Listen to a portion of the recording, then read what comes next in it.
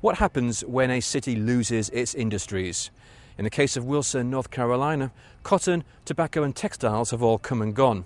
The City Council's solution? Build a state-of-the-art broadband network to attract new businesses.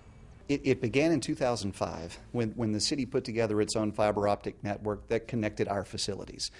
We had some troubles with another provider with reliability, and for some reason a heavy downpour would just wreck some of our communications. It was actually weather related, but they never could figure out what was going on. So we built our own fiber optic ring that connected city facilities in 2005.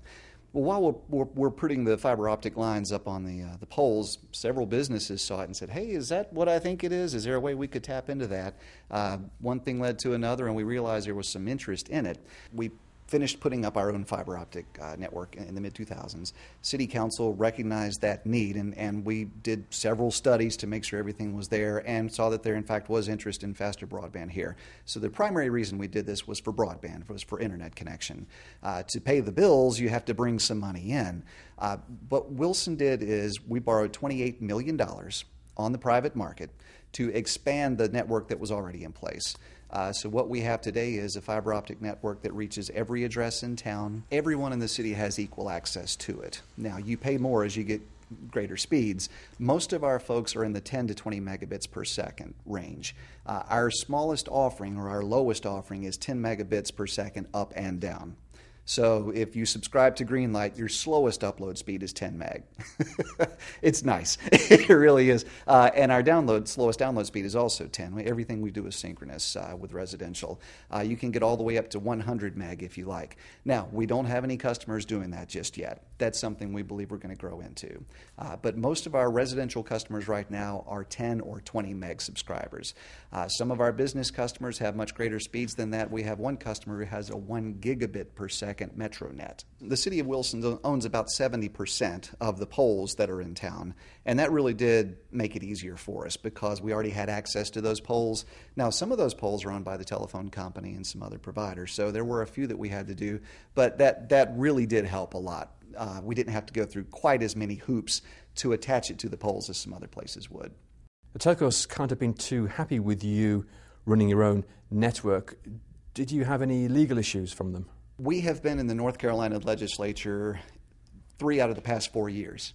We've spent a lot of time at the legislature. It seems like every year or so a new broadband bill will come up that looks to limit cities or to prevent them from doing this at all. So far it hasn't happened yet. We've been through 4 bills so far, and we very much appreciate the legislature looking at it and saying we need more broadband in North Carolina, not less. Broadband has grown so much in the past few years that there are new applications and new software coming out all the time. There's some very creative people, and we're not even sure exactly where this will lead so far as the technology goes. What we do know is anybody in the business knows that fiber has a huge ability to expand. You change the electronics on both ends of the fiber line and you can do some amazing things. So Wilson is positioned to do some really impressive things in the future. What we would like to see is creative outlets coming. We already have some medical facilities here who are using it to send detailed x-rays back and forth. It just enables you to do things like this. We'd really like to see that creative group of folks come to town and really take full advantage of this. We're glad to report that we're actually slightly ahead of schedule on the business model. We had looked at having roughly 5,700 members after 3 complete years.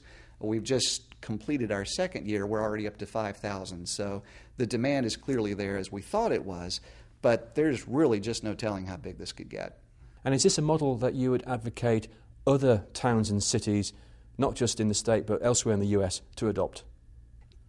It's something that each city is going to have to decide what it wants to do. This is not for everybody. If you're in a big city, then there's a pretty good chance you're going to get bigger broadband eventually anyway, because there's more profit there. And the way the United States is set up, where the profit is, that's where the best tools go. If you're in a small city like Wilson, you may have to look at doing it on your own. I can tell you we've received an awful lot of interest from other cities. Most of them are smaller, but not all of them. I can't advocate it for all cities because it really is an individual choice. What we believe, though, is that cities should be able to have that choice and not be able to be told that they can't do it. This is Guy Daniels for Connected States of America in Wilson, North Carolina.